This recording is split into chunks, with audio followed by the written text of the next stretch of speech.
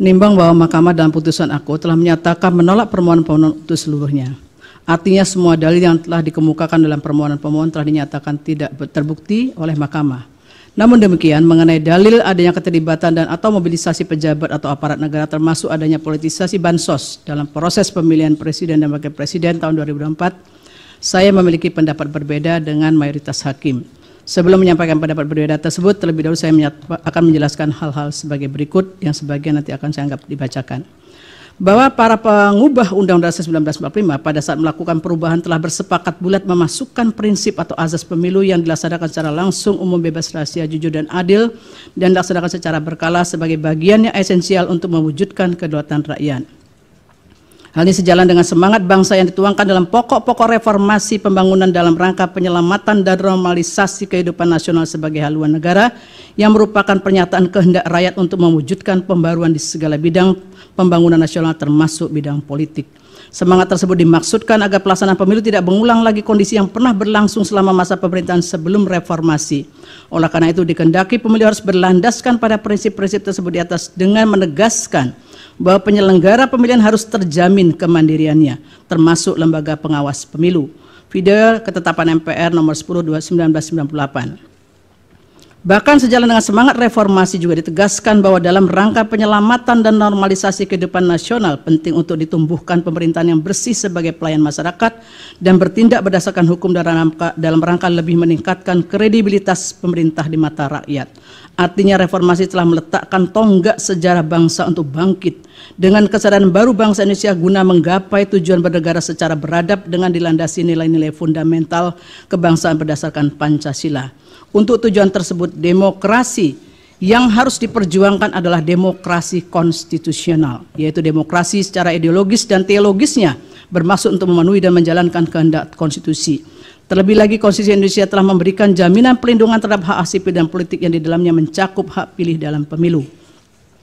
Bahwa sejalan dengan semangat penyelamatan kehidupan nasional yang dikehendaki bersama di era reformasi tersebut, maka untuk melaksanakan pemilu harus ditentukan standar dan persyaratan yang jelas. Dalam penyelenggaraan pemilu 2024, persyaratan tersebut diatur dalam Undang-Undang Pemilu, yaitu Undang-Undang 7 2017 sebagai aturan hukum atau aturan main atau rule of the game dalam konstitusi secara demokratis, yang pada prinsipnya menjalankan lebih lanjut kehendak UUD 1945 termasuk semangat penyelamatan dan normalisasi kehidupan nasional yang menjadi haluan negara dalam mewujudkan reformasi. Dalam konteks ini berlaku aksioma bahwa dalam sistem politik yang demokratis, demokrasi tidak mungkin diwujudkan tanpa adanya rule of law. Namun rule of law juga harus dilandasi oleh rule of ethics. Oleh karena itu, aturan main yang telah ditentukan dalam Undang-Undang Pemilu tidak boleh bias terhadap individu maupun kelompok tertentu.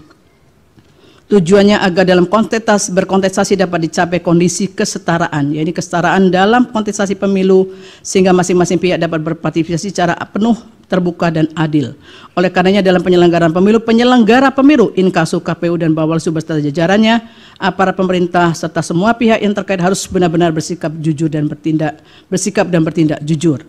Dengan demikian setiap pemilih dalam peserta pemilu mendapatkan jaminan perlakuan yang sama serta bebas dari kecurangan pihak manapun dan dalam bentuk apapun sesuai dengan maksud pasal 22E ayat 1 UUD 1945. Tegasnya Undang-Undang Pemilu menjabarkan pasal 22E ayat 1 UUD 1945 telah mengamanatkan agar pemilu diselenggarakan berlandaskan prinsip langsung, umum, bebas, rahasia, jujur, dan adil berkala setiap 5 tahun dan seterusnya dianggap dibacakan. Konsep pemilihan jujur dan adil yang dikehendaki oleh UUD 1945 mencakup pemilu yang jujur dan adil secara prosedural dan substansial. Dengan demikian, dalam penyelenggaraan pemilu, penyelenggara pemilu Inkasu, KPU, dan Bawaslu serta jajarannya, aparat pemerintah, peserta serta semua pihak yang terkait harus bersikap dan bertindak jujur agar kontestasi pemilu benar-benar memberikan ruang jaminan berdasarkan konstitusi sehingga rakyat atau pemilu secara bebas dapat menentukan wakil-wakilnya tanpa dipengaruhi oleh kondisi apapun dan oleh siapapun. Bahwa untuk menjamin pemilu yang jujur dan adil telah ditentukan aturan main dalam Undang-Undang Pemilu beserta aturan pelaksananya yang tidak sekedar untuk memenuhi prosedur kontestasi semata, namun juga harus mampu menjamin terwujudnya demokrasi substansial yang dicirikan dengan keteraturan, yakni keteraturan hukum dan etika sehingga terdapat keseimbangan rule of law dan rule of ethics yang akan menghasilkan kesejahteraan kolektif sebagai bangsa. Dengan demikian kemanfaatan dari demokrasi bisa dinikmati bersama melalui kebebasan, keadilan, kesejahteraan, dan kerukunan. terkait dengan persoalan etika tersebut pada era reformasi justru telah menjadi perhatian yang sangat serius yang ditandai dengan ditetapkannya ketetapan MPR nomor 6 2021 tentang etika kehidupan berbangsa. Ketetapan ini dilandasi oleh pertimbangan karena terjadinya degradasi etika kehidupan berbangsa yang pada intinya akhirnya menyebabkan terjadinya krisis multidimensi. Vide konsideran menimbang huruf C dan huruf D ketetapan MPR 6 2001. Untuk menyelamatkan dan meningkatkan mutu kehidupan bangsa Indonesia, maka dirumuskanlah pokok-pokok etika kehidupan berbangsa untuk dapat menjadi acuan, pedoman, dan panduan. Pentingnya dirumuskan etika kehidupan berbangsa tersebut bertolak dari berbagai kondisi masa lalu dan masa kini serta tantangan masa depan sehingga perlu ada acuan antara lain pada cita-cita persatuan dan kesatuan, ketahanan kemandirian yang dijiwai oleh nilai-nilai agama serta nilai-nilai luhur budaya bangsa.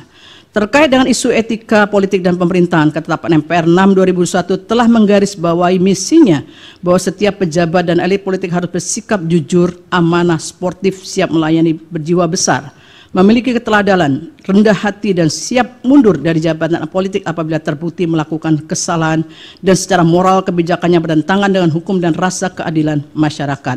Vide angka 2 bab 2 pokok-pokok etika kehidupan berbangsa ketetapan MPR nomor 6 2021. Menimbang Mahkamah dalam putusan aku telah menyatakan berwenang mengadili permohonan pemohon, sekalipun termohon dan pihak terkait mengeksepsi kewenangan Mahkamah. Dalam konteks ini penting bagi saya untuk menegaskan bahwa memahami kewenangan Mahkamah dalam penyelesaian perselisihan hasil pemilihan umum tidak dapat dilihat secara parsial dengan merujuk pada pasal 24 C ayat 1 UUD 1945 dan pasal 475 Undang-Undang Pemilu dan seterusnya dibacakan. Dalam kaitan ini penting kiranya ditegaskan bahwa kewenangan Mahkamah dalam menangani PHPU Presiden dan Wakil Presiden sekalipun disebutkan dalam Konstitusi dan Undang-Undang Pemilu adalah menyelesaikan perselisihan hasil, namun bukan berarti hanya terbatas pada angka-angka statistik semata. Maka apabila Mahkamah dibatasi untuk memeriksa angka semata, justru sama artinya dengan menurunkan derajat konstitusi itu sendiri, di mana Mahkamah harus menjaga nilai-nilai konstitusi dan prinsip-prinsip demokrasi. Terlebih lagi sejak penanganan PHPU Presiden dan Wakil Presiden 2024, Mahkamah tidak pernah membatasi diri untuk memeriksa dugaan kesalahan penghitungan suara semata. Oleh karenanya perdebatan apakah Mahkamah hanya berwenang untuk memeriksa perselisihan angka saja seharusnya dapat diakhiri. Sehingga Mahkamah ke depan dapat berfokus pada memeriksa berbagai persoalan yang dapat mengaruhi hasil pemilu apabila penyelenggara pemilu, khususnya KPU dan Bawaslu, tidak menjalankan tugas dan fungsinya secara optimal, profesional, dan independen dalam mencegah dan meminimalkan terjadinya berbagai kesalahan ataupun pelanggaran di seluruh tahapan pemilu sehingga pemilu yang jujur dan adil tidak berlangsung. Dalam permohonan aku persoalannya adalah apakah penyelenggara pemilu inkasu, KPU dan Bawaslu telah melaksanakan kewenangannya sesuai dengan prinsip yang dijamin dalam konstitusi dan ketentuan peraturan perundang-undangan dalam pemilu Presiden dan Wakil Presiden 2024 sehingga terjamin pemilu yang jujur dan adil. Jika hal tersebut tidak dilakukan, maka lembaga yang dapat menegakkan terlanggarnya pemilu yang jujur dan adil sebagaimana dijamin oleh konstitusi adalah Mahkamah Konstitusi sebagai peradilan konstitusi. Menimbang bahwa berkenaan dengan pendapat berbeda aku, pemohon dalam permohonannya mendalilkan tidak dilaksanakannya kewenangan penyelenggara pemilu inkasu KPU Bawaslu dan adanya keterlibatan atau mobilisasi pejabat atau aparat negara serta politisasi bansos. Setelah mencermati secara dari pemohon tersebut pada pokoknya berkaitan dengan dugaan ketidaknetralan PJ Kepala Daerah dan pembagian bansos. Terhadap dalil pemohon aku, saya memberikan pendapat berbeda sebagai berikut. Pertama, berkaitan dengan persoalan ketidaknetralan PJ Kepala Daerah, perlu kiranya dipertimbangkan hal-hal sebagai berikut yang dianggap dibacakan. Berkaitan dengan pengisian PJ Kepala Daerah, tidak boleh mengabaikan prinsip-prinsip demokrasi dan sekaligus memberikan jaminan bagi masyarakat bahwa mekanisme pengisian penjabat tersebut berlangsung secara terbuka, transparan, dan akuntabel untuk menghasilkan pemimpin yang kompeten serta berintegritas sebagaimana hal tersebut telah dipertimbangkan dalam putusan MK nomor 67 2021 yang dianggap dibacakan. Bahwa selanjutnya dalam proses pengisian PJ Kepala Daerah tersebut pula harus pula memperhatikan syarat bahwa penjabat dimaksud memiliki pemahaman yang utuh terhadap ideologi Pancasila, Negara Kesatuan Republik Indonesia serta pemahaman terhadap politik nasional yang baik sebagaimana telah ditegaskan dalam pertimbangan hukum putusan MK nomor 15 tahun 2022 dianggap dibacakan. Bahwa berdasarkan kutipan pertimbangan hukum tersebut di atas, proses pengisian dan persyaratan PJ Kepala Daerah telah diatur dalam pasal 201 Undang-Undang 10 2016 dan ditegaskan pula oleh Mahkamah dalam pertimbangan hukum putusan-putusan di atas. Pada prinsipnya Mahkamah menegaskan perlu adanya kaidah dan ketentuan hukum yang memberikan pedoman dan batasan dalam pengangkatan PJ kepala daerah. Sebab sekalipun kedudukan PJ bersifat sementara di masa transisi, namun memegang peran strategis untuk ikut menjamin penyelenggaraan pemilu agar dapat berlangsung secara jujur dan adil. Oleh karena itu diperlukan PJ kepala daerah yang memiliki integritas dan pemahamannya utuh terhadap ideologi Pancasila, NKRI, serta pemahaman terhadap politik nasional yang baik. Bahwa dikarenakan sebagian besar PJ kepala daerah adalah ASN, maka harus tunduk pada undang-undang ASN. Dan seterusnya dibacakan, di mana ASN harus bersikap netral dalam melaksanakan kebijakan menyelenggarakan pemerintahan di daerahnya masing-masing sebagaimana diatur dalam ketentuan pasal 9 Undang-Undang 5 2014 dibacakan. Dengan demikian, dalam konteks jabatan PJ kepala daerah sebagai ASN, hal yang perlu digarisbawahi adalah pentingnya sikap netral yang harus dimiliki dan dijalankan oleh PJ kepala daerah dalam menjalankan kewenangannya, terlebih lagi pada masa kampanye pemilu. Ketentuan hukum terkait dengan pengangkatan, syarat, serta tugas, wewenang, dan kewajiban yang melekat pada PJ kepala daerah sudah seharusnya dipatuhi dan dijalankan. Jika kemudian terdapat adanya dugaan PJ kepala daerah yang menunjukkan keberpihakan kepada pasangan calon tertentu, maka PJ kepala daerah tersebut telah melanggar hukum dan konstitusi dalam mewujudkan pemilu yang jujur, adil, dan berintegritas. Bahwa terkait dengan netralitas ASN adalah benar, Bawaslu secara formal telah melakukan tindakan pencegahan dengan surat Ketua Bawaslu nomor 779 dan seterusnya 2023 dan surat Ketua Bawaslu nomor 810 dan seterusnya 2023 bertanggal 12 November 2023. Surat tersebut pada pokoknya berisi himbauan netralitas pegawai ASN, kampanye oleh pejabat, dan seterusnya. Persoalannya adalah bagaimana jika surat Bawaslu tersebut diabaikan dalam penyelenggaraan pemilu presiden dan wakil presiden 2024 sebagaimana yang terjadi di beberapa daerah. Bahwa sebelum menjelaskan persoalan yang terjadi di beberapa daerah tersebut, penting bagi saya menegaskan terlebih dahulu bahwa dikarenakan permohonan perkara nomor 1 2024 dan perkara nomor 2 2024 pada pokoknya mendalilkan hal yang sama dan terhadap objek permohonan yang sama, yakni berkaitan dengan keputusan KPU 360 2024 dan seterusnya, maka dalam menguraikan persoalan yang terdapat di beberapa daerah tersebut diintegrasikan antara perkara nomor 1 2024 dan perkara nomor 2 2024 dengan menunjukkan pada buktinya masing-masing, di mana dalam penjelasannya dapat saling melengkapi. Selanjutnya, beberapa daerah yang didalilkan adanya ketidaknetralan PJ kepala daerah tersebut termasuk di dalamnya terkait dengan ketidaknetralan pejabat dan aparat negara adalah sebagai berikut, yaitu 1 di Kalimantan Barat, bahwa dalam permohonannya pemohon mendalilkan mengenai ketidaknetralan PJ kepala daerah pejabat negara aparatur negara di Provinsi Kalimantan Barat pada masa pemilu 2004 sebagai berikut, huruf A, B, dan seterusnya dibacakan.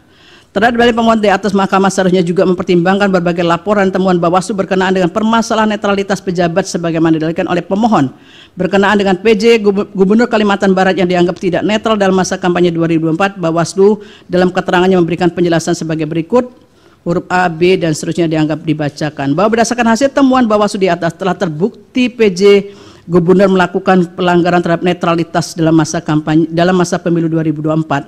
Oleh karena itu, Bawaslu meneruskan kasus tersebut kepada KASN untuk menindaklanjuti sesuai dengan peraturan perundang-undangan yang berlaku. Adanya indikasi kuat pelanggaran yang telah dilakukan PJ Gubernur Kalimantan Barat, namun tidak terdapat kejelasan proses penegakan hukum atas pelanggaran tersebut menyebabkan pemilu yang jujur dan adil berintegritas telah tercederai karena adanya keberpihakan kepada salah satu pasangan calon presiden pada pemilu 2024. Kemudian yang kedua adalah Jawa Tengah. Bahwa dalam permohonannya pemohon juga mendalilkan mengenai ketidaknetralan pejabat negara PJ kepala daerah dan aparatur negara di Provinsi Jawa Tengah dalam masa pemilu 2024 dengan dalil-dalil sebagai berikut, huruf A, B, dan seterusnya sampai G dibacakan. Bahwa terhadap dalil pemohon di atas hanya beberapa laporan atau temuan yang ditindaklanjuti oleh Bawaslu, yaitu huruf A, B dibacakan.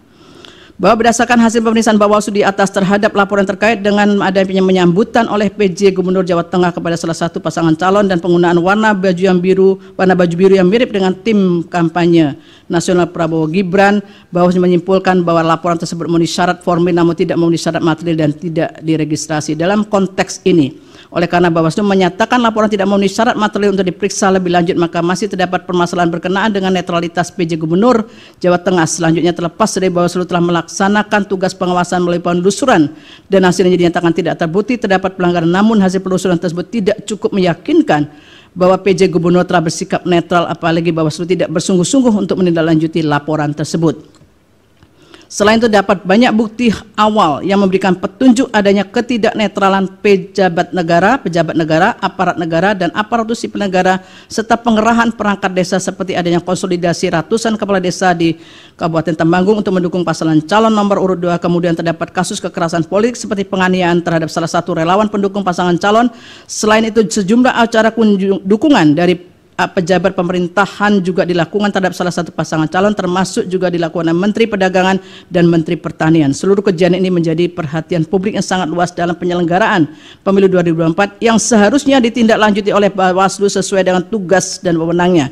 Namun tidak terdapat bukti yang kuat bahwa Bawaslu telah melaksanakan tugas dan wewenang secara optimal untuk menjamin terselenggaranya pemilu yang jujur dan adil.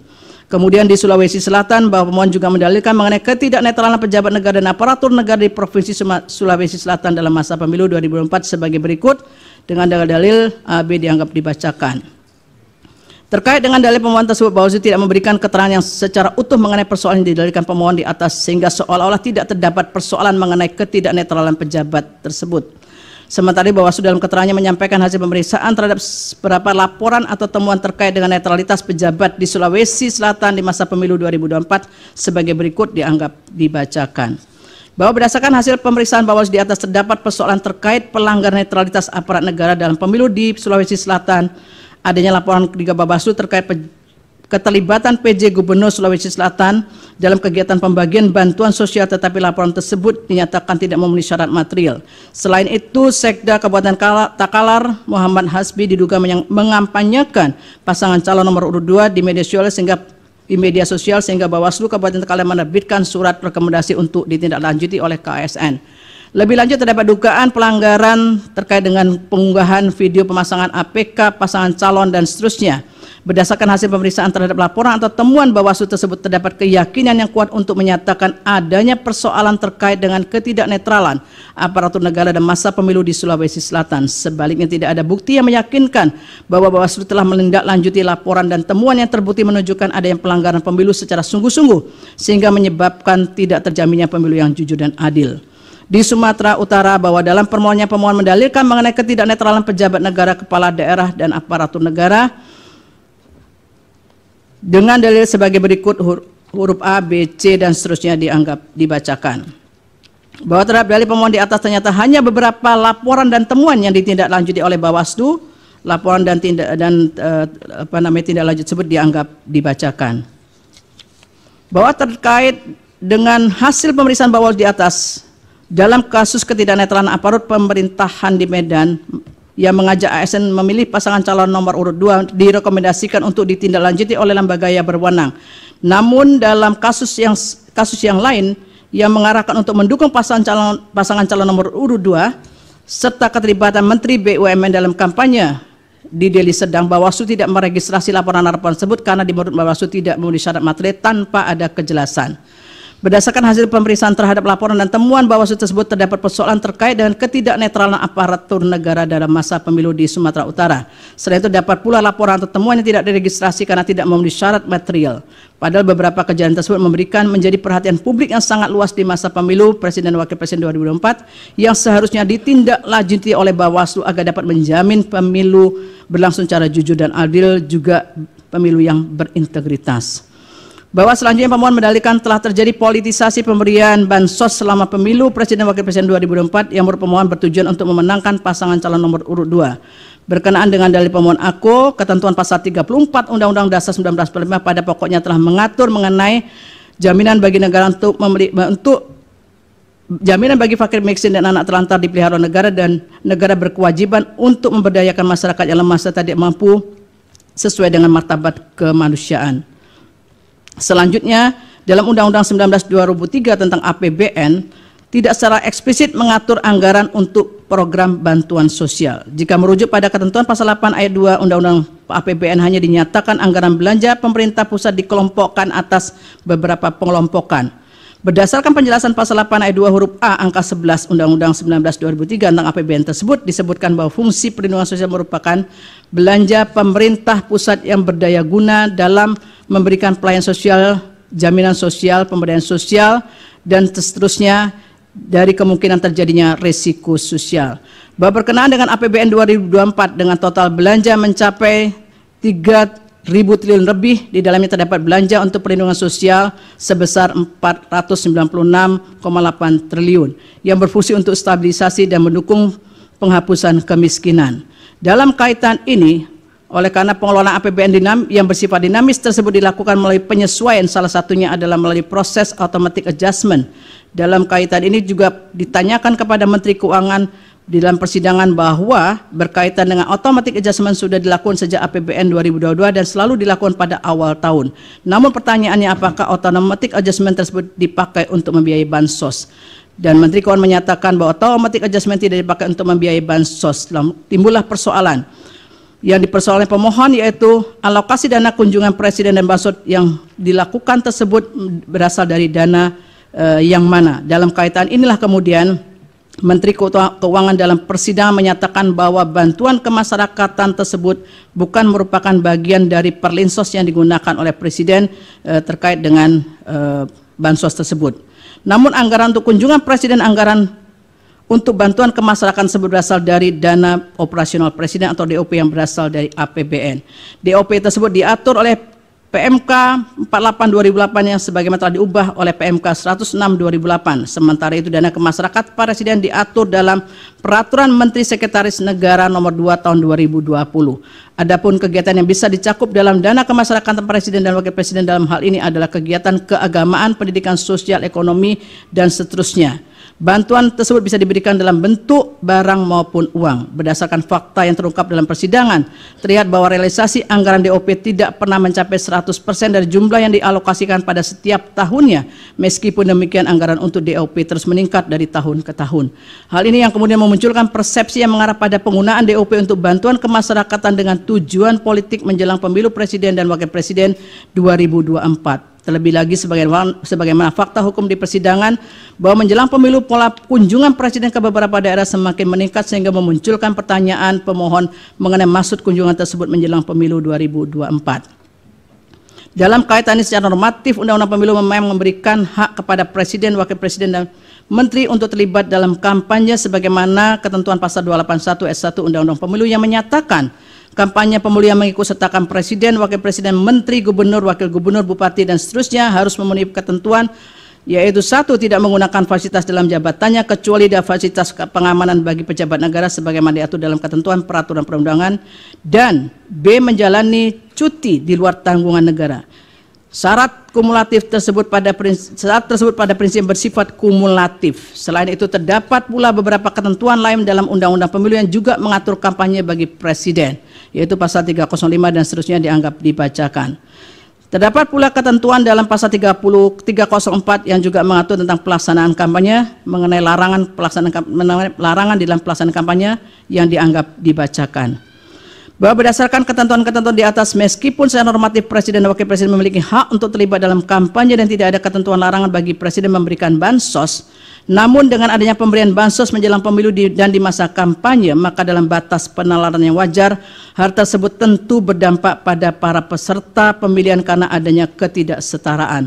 Di antara faktor yang mendukung keadaan ini adalah adanya celah hukum yang ada pada aturan pemilu yang tidak jelas yang kemudian dimanfaatkan. Pada titik inilah etika memainkan peran penting agar tidak memanfaatkan celah kekosongan aturan hukum, sebab dampak dukungan yang ditampilkan oleh pemberi bansos yang berkaitan erat dengan salah satu peserta pemilihan akan menyebabkan ketidaksetaraan peserta dalam kontestasi perebutan suara rakyat. Padahal salah satu bentuk perwujudan prinsip adil dalam pemilu adalah adanya upaya agar para peserta pemilu berada pada posisi yang setara.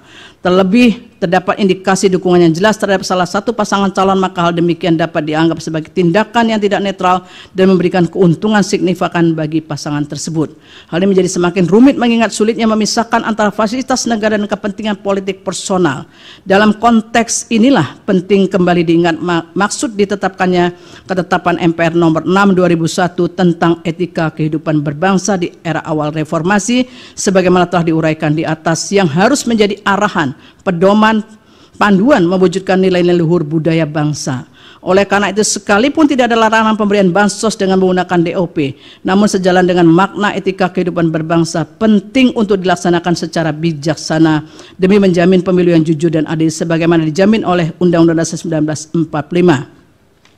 Dengan mengutip pandangan Andre Strack sebagaimana dianggap dibacakan, oleh karena itu, seorang pemimpin diwajibkan memahami dan menerapkan pentingnya integritas dan tanggung jawab dalam memegang kekuasaan publik, serta perlunya menjaga pemisahan yang jelas antara kepentingan pribadi dan kepentingan publik demi menjaga persatuan dan kesatuan bangsa. Terlebih dalam konteks penggunaan DOP yang berasal dari APBN untuk bantuan kemasyarakatan menjelang pemilu 2024 tidak dapat dihindari adanya tujuan politik yang memiliki pengaruh sangat kuat sehingga prinsip pemilu yang dijamin oleh konstitusi menjadi tidak sepenuhnya dapat diwujudkan.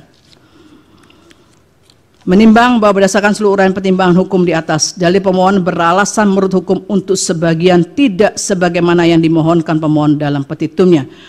Oleh karena diyakini telah terjadi ketidaknetralan pejabat yang sebagian berkelindan dengan pemberian bansos yang terjadi pada beberapa daerah yang telah dipertimbangkan di atas, maka untuk menjamin terselenggaranya pemilu yang jujur dan adil sebagaimana dijamin oleh Undang-Undang Dasar 1945, seharusnya Mahkamah memerintahkan untuk dilakukan pemungutan suara ulang untuk beberapa daerah tersebut di atas.